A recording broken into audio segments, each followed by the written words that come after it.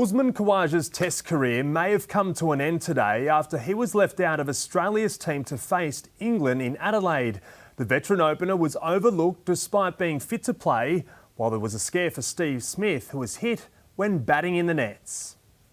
Flat on his back the day before the test, Steve Smith struck by a ball and taken for treatment. Thankfully, he did bat on, and despite a bout of illness, will play. One less decision for selectors. It always seems like he's like a day out, there's always something that pops up, but he's fine. Usman Khawaja's future far more uncertain. An unusual sight seeing him bat the day before a match.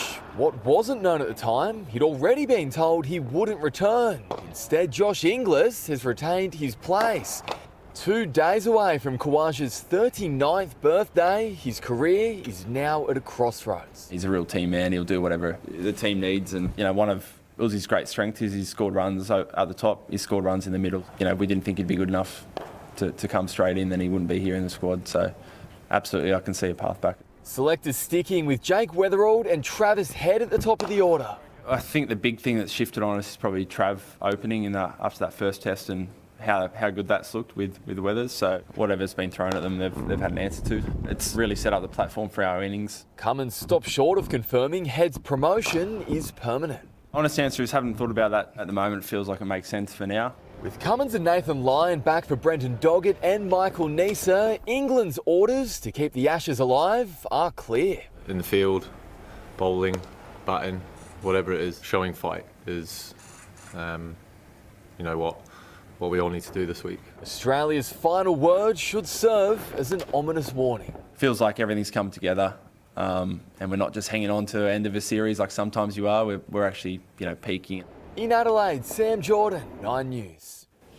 Sam joins us now, and Sam, Cricket Australia has revealed its plans to pay respects to the victims of the Bondi tragedy. It's going to be a sombre occasion, Zach, but one that will unite both nations. The two teams will both wear black armbands, while a famous Australian singer, John Williamson, will perform his iconic song True Blue as a tribute to the victims of the attacks. That is going to be a powerful moment in a test match that Australia has been looking forward to for a long time as well. Their chance to win the Ashes is now here. The battle begins tomorrow, Zach. It's sure to be a moving morning in Adelaide tomorrow, Sam. Thank you. Tim Seifert has scored the first century of the Big Bash season as the Renegades opened their campaign with a win over the Brisbane Heat.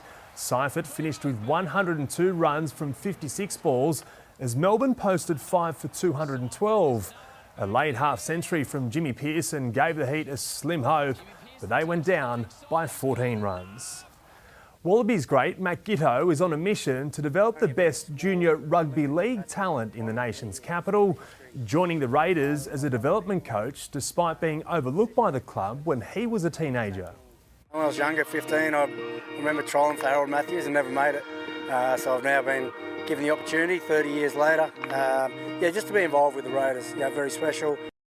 Two-time premiership winner Dale Finucane and former Bulldogs and Raiders half Matt Frawley also joins Canberra's pathway system. Every sailor in the Sydney to Hobart has different motivations for competing, but some are more sentimental than others. Borderline skipper Andy Orford declaring he wants to impress his very competitive children, one of whom is an Olympic medalist. I think I saw them doing all this stuff and having these really getting passionate about challenges, and I thought, well, I've got to do this, It's my turn to try and do something. The great race begins in 10 days.